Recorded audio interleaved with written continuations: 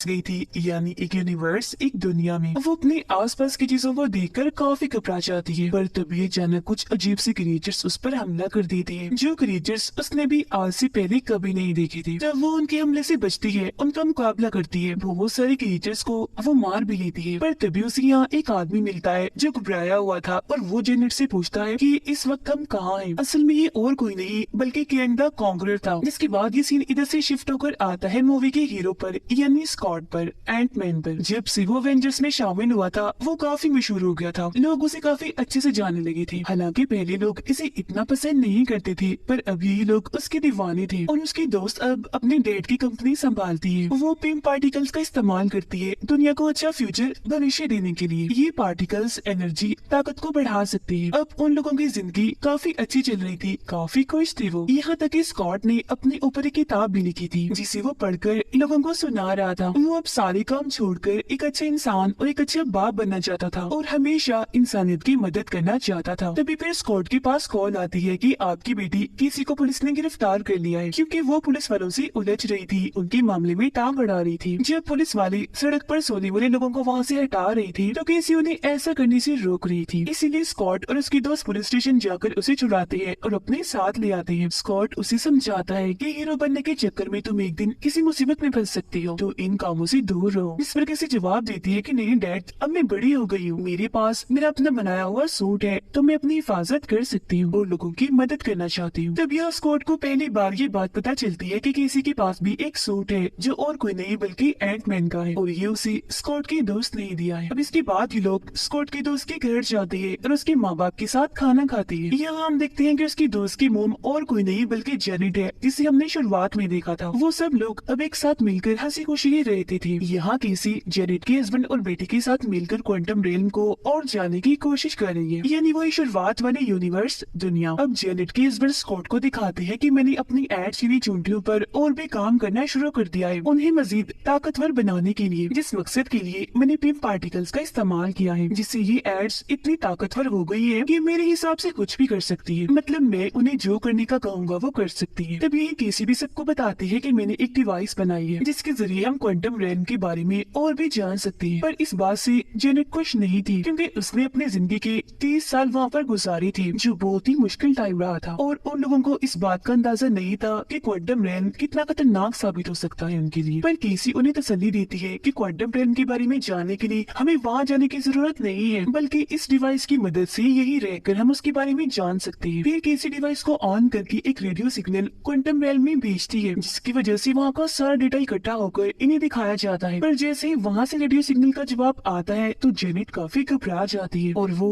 उस डिवाइस को बंद करने के लिए कहती है। पर जब केसी नहीं करती, तो वो खुद ही बंद कर देती है। पर तभी अचानक वो डिवाइस एक बार फिर खुद ब खुद ऑन हो जाती है और आसपास के सभी चीजों को अपनी तरफ खींचने लगती है, यहाँ तक कि उन लोगों को भी। इसीलिए वो सब डिवाइस के अंदर चली जाती है और एक अलग ही दुनिया में आ गई थी, जो और कोई नहीं थी बल्कि क्वांटम रेल में थी। इनके साथ ही वो चींटियां भी क्वांटम रेल में चली गई थी। स्कॉट अपने एंटमैन वाले सूट में आ गया था। वो और उसकी बेटी केसी एक ही जगह पर आई थी और अपनी आसपास देखकर काफी हैरान थे, क्योंकि उन्हें कुछ समझ नहीं आ रही थी कि वो कहाँ आ गए। जबकि जेनेट की बेटी और हस्बैंड अलग जगह पर आए थे, उनके साथ जेनेट नहीं थी, तो वो घबरा गई थी, उसे ढूंढने लगती है। और फिर तभी जेनेट यहाँ आ ही जाती है। वो घबराई हुई थी और उनसे यहाँ चुप कर रहने का कहती है, जिसका मतलब था कि वो भी क्वांटम रेल में ही आए थे, बस अलग अलग जगहों पर थे। उधर स्कॉट भी अपनी दोस्त यानी जेनेट की बेटी से राब्ता करने की कोशिश कर रहा था, पर वो राब्ता नहीं कर पा रहा था। पर फिर भी वो बार बार किसी को ये दिलासा दे रहा था कि हमें कुछ भी नहीं होगा, हम सब यहाँ पर महफूज हैं। अभी वो बातें कर ही रही थी कि तभी अचानक एक काफी बड़ा सा क्रिएचर नीचे से उठता है और उन पर हमला कर देता है। वो अपनी जान बचाने के लिए भागती है। वो इन्हें अभी मारने ही वाला था कि तभी कुछ सूट पहने लोग यहाँ आकर अपनी पावर्स ताकत से उस क्रिएचर को मार गिराते हैं और इन लोगों की जान बचा लेते हैं। ये लोग दरअसल यही की क्वांटम रेलम के ही रहने वाले थे, जो इन लोगों को भी अपने लिए खतरा समझ रही थी, तो पकड़कर उन्हें अपने साथ ले जाती है। वो अलग ही जुबान में कुछ बोल रही थी। फिर जैसे वो स्कॉट को अपना खास किस्म का शरबत पिलाती है, है तो स्कॉट को अब उनकी जुबान समझ आने लगी थी। वो उन लोगों को फिर बताता है कि हम यहाँ कैसे आए और आप लोगों के लिए हम खतरा नहीं है। पर तभी उनकी लीडर सामने आती है, कहती है कि तुम लोग ऊपर से आए हो, वो रास्ता खुल गया है तो जरूर यहाँ वो कॉन्करर भी आता होगा। ये भी शुरुआत वाला आदमी जो जेनेट को भी मिला था। लीडर इन्हें बताती है कि उसने हमारी इस दुनिया क्वांटम रेल पर हमला करके इसे जहन्नुम नर्क जैसा बना दिया। पर यहाँ स्कॉट को ये समझ नहीं आ रही थी कि आखिर ये कॉन्करर है कौन। पर हम समझ जाते हैं कि वो आदमी कैंग द कॉन्करर है जो बहुत खतरनाक और अच्छा इंसान नहीं है। जेनेट को यहाँ के कुछ लोगों का ग्रुप मिलता है जिनसे जाकर वो मिलती है। वो लोग उसे देखकर काफी खुश हो गई थी क्योंकि जाहिर है इतना अरसा उसने यहाँ गुजारा था। ये देखकर उसका हस्बैंड और बेटी हैरान थे। अब यहाँ के लोग इन्हें एक बड़ा सा उड़ने वाला क्रिएचर देते हैं ताकि ये लोग उस पर सवारी कर सके। जिसके बाद ये लोग उस पर सवार होकर एक जगह पर जाते हैं जहाँ जेनेट उन दोनों को भी वो एक खास किस्म का शरबत पिलाती है और अब इन लोगों को भी यहाँ की जुबान समझ आने लगती है। अब यहाँ जेनेट अपने एक दोस्त से मिलकर उससे मदद मांगती है क्योंकि इस आदमी और जेनेट ने मिलकर कॉन्करर का पहले सामना भी किया था और ये काफी बहादुर कहलाए थे, सब में काफी मशहूर हो गई थी। पर यहाँ जेनेट को ये जान के काफी बुरा लगता है कि उसका ये दोस्त अब कॉन्करर के साथ मिल चुका है, यानी इसने उसे सुलह का हाथ बढ़ाया है और वो अब इन लोगों को ही ढूंढ रहा है। ये सुनकर टीना को गुस्सा आता है, इसीलिए उस आदमी पर हमला करके उसकी शिप को चुराकर यहाँ से भाग जाती है। उधर क्वांटम रेल्म की लीडर स्कॉट को बता रही थी कि कैसे कॉन्करर ने हमारे लोगों को मारकर यहाँ अपनी एक अलग दुनिया बना ली जहाँ उसके बहुत सारे साथी है जो उसकी तरह ही खतरनाक है और जो लोग बच गए वो उसे छुपते छुपाते उसे हराने के लिए हर वक्त लड़ते रहते हैं। अब इतनी ही देर में कैंग द कॉन्करर के लोग इन पर हमला कर देते हैं क्योंकि उन्हें पता चल गया था कि वो लोग इन्हीं जेनेट और स्कॉट यहाँ आ चुके हैं। तब ये लोग उनसे लड़ते हैं, उनका मुकाबला करते हैं। हालांकि कॉन्करर की टीम काफी बड़ी थी, काफी बड़ी लड़ाई छिड़ जाती है इनके बीच। कॉन्करर के लोगों ने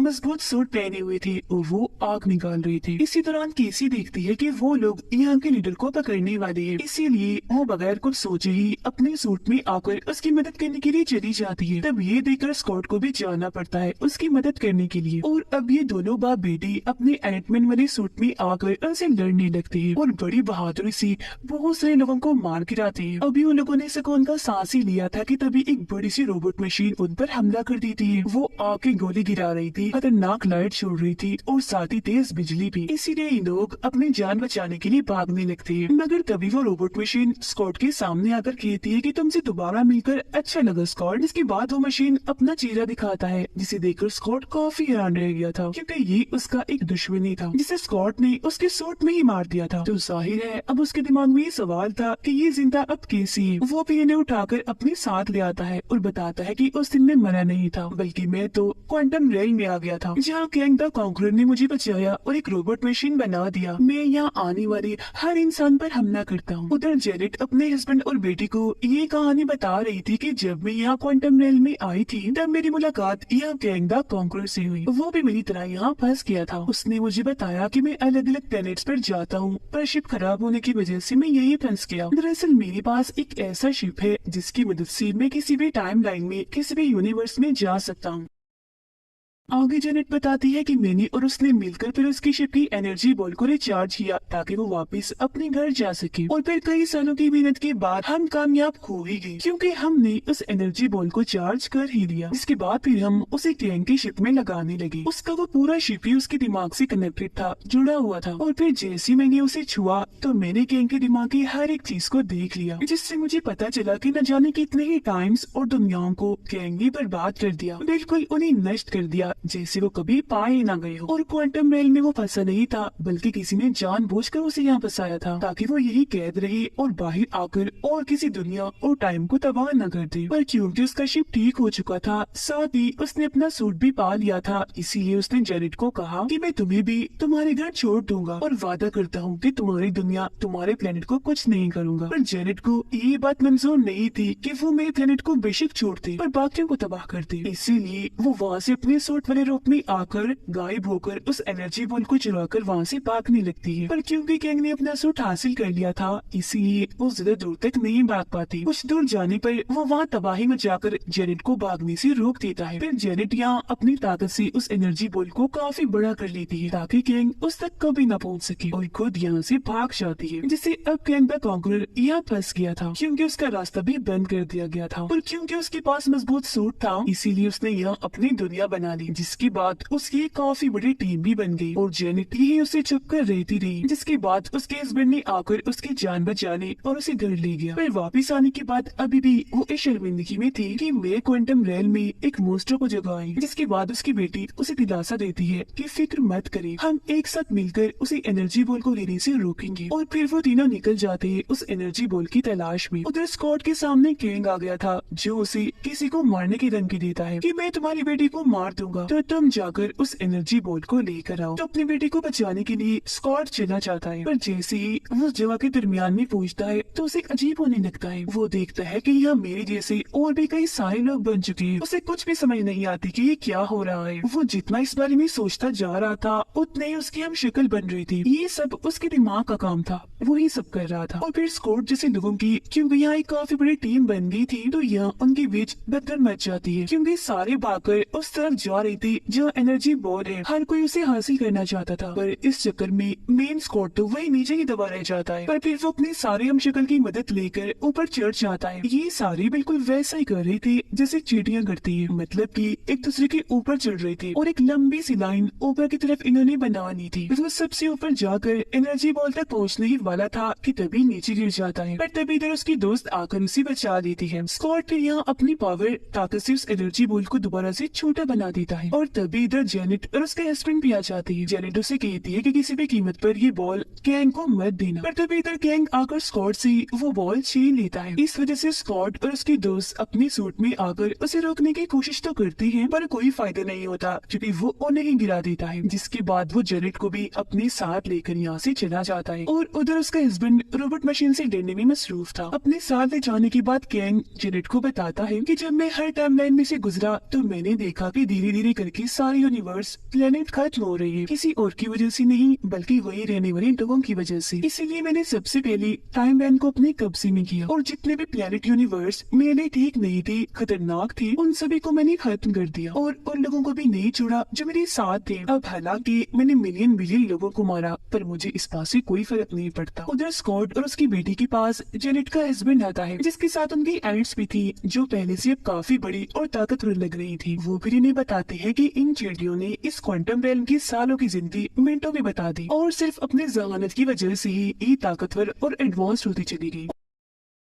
उधर कैंग के गार्ड्स जब किसी को भी ले जा रही थी कैद करने के लिए कि तभी रास्ते में चालाकी से वो उन गार्ड से खुद को छुड़ा लेती है। उन्हें मारकर वो फिर यहाँ के लीडर को भी आजाद कर लेती है। लीडर किसी से कहती है कि तुम सब लोगों को ये मैसेज भेजो कि हमें एक साथ मिलकर कैंग के टावर पर हमला करना चाहिए, हम उसे हरा सकते हैं। ये सुनकर कैसे किसी तरह वहाँ के सिस्टम को हैक करके मैसेज देती है कि हम दोनों यही है और बिल्कुल ठीक भी, तो आप सब लोग अब एक साथ मिलकर कैंग के टावर पर हमला कर दे, हम उसे हरा सकते हैं। वो सभी लोगों की हौसला अफजाई कर रही थी और उसकी ये सारी बातें स्कॉट भी सुन रहा। जिसके बाद वो सारे लोग एक होकर टावर पर हमला करने के लिए जाते हैं, पर कैंग को भी ये बात पता चल गई थी। वो अपनी पूरी आर्मी के साथ यहाँ से भागने की सोच में था। वो एनर्जी बॉल को अपने शिप में लगाकर शिप को स्टार्ट करने यानी चलाने का हुक्म देता है, पर तभी स्कॉट वहाँ अपनी एंटमैन वाली सूट में ही काफी बड़े साइज के रूप में आकर वहाँ हर तरफ तबाही मचाता जा रहा था। वो बिल्डिंग्स को अपने मुक्कों से और पैरों से बड़ी आराम से बर्बाद करता जा रहा था। कैंग के शिप्स उसे ऐसा करने से रोक रही थी, पर वो उन्हें भी बस सिर्फ अपने हाथ से साइड पर हटाकर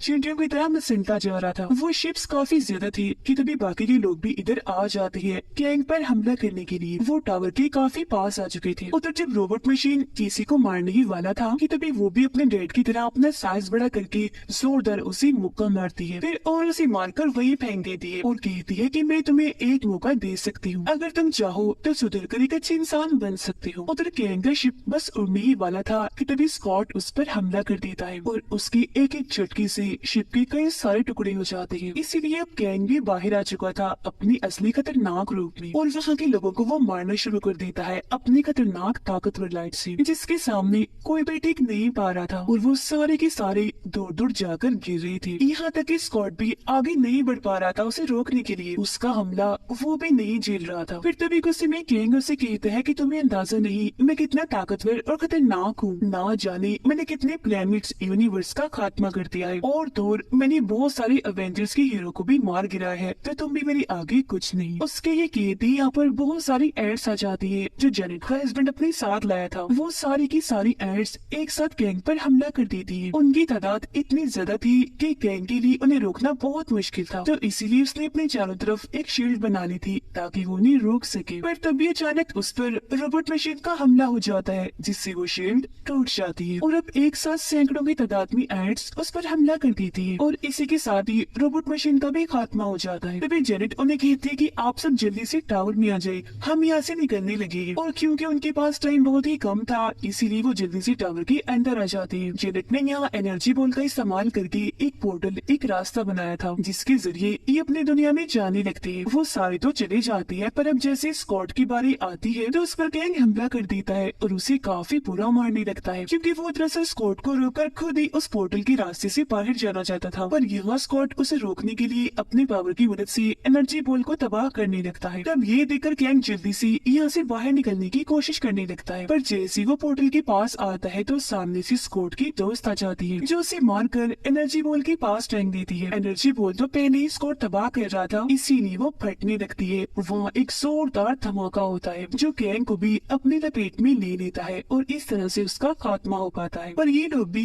यहाँ से नहीं निकल पाते क्योंकि वो रास्ता बंद हो गया था, लेकिन वो इस बात से खुश थे कि हमने क्वांटम रेन को तबाह होने से बचा लिया। अब तभी केसी अपनी डिवाइस की मदद से उनके सामने दोबारा से पोर्टल खोल देती है जिससे अब ये भी वापिस आ जाते हैं। अब स्कॉट अपनी इस जीत के बारे में सोच ही रहा था कि तभी उसके जहन में कैन की वो बात आती है कि अभी इससे भी बड़ा खतरा आने वाला है। पर इस बारे में इतना ना सोचकर वो अपनी जिंदगी एंजॉय करने का सोचता है और केसी के साथ अपनी बर्थडे मनाता है। ये सारे भी अब एक साथ बहुत खुश थे। इसके बाद हम गैंग की आर्मी को देखते हैं जिसमें अलग अलग तरह की अलग अलग किस्म की बहुत सारे गैंग थे और फिर हम देखते हैं इस आर्मी के मेन गैंग को उसे फिर यहाँ से निकाल कर क्वांटम रेल में भेज दिया जाता है ताकि वो इस यूनिवर्स को खत्म कर ही दे जो काम पहले वाला गैंग नहीं कर पाया। और ये चीज उस खतरे की तरफ इशारा कर रही थी जिसके बारे में स्कॉट भी सोच रहा था। इसके बाद हम लोकी और मोरबियस को देखते हैं जो इस दूसरे वर्जन इन्हीं गैंग की जो ये आर्मी बनी थी उनकी मेन गैंग से वो मिलते हैं जिसकी शक्ल लोकी ने पहचान ली थी जिसके बारे में वो मोरबियस को भी बताता है। अब ये वाले दो पोस्ट क्रेडिट सीन दिखाते हुए ही ये मूवी इधर ही खत्म हो जाती है।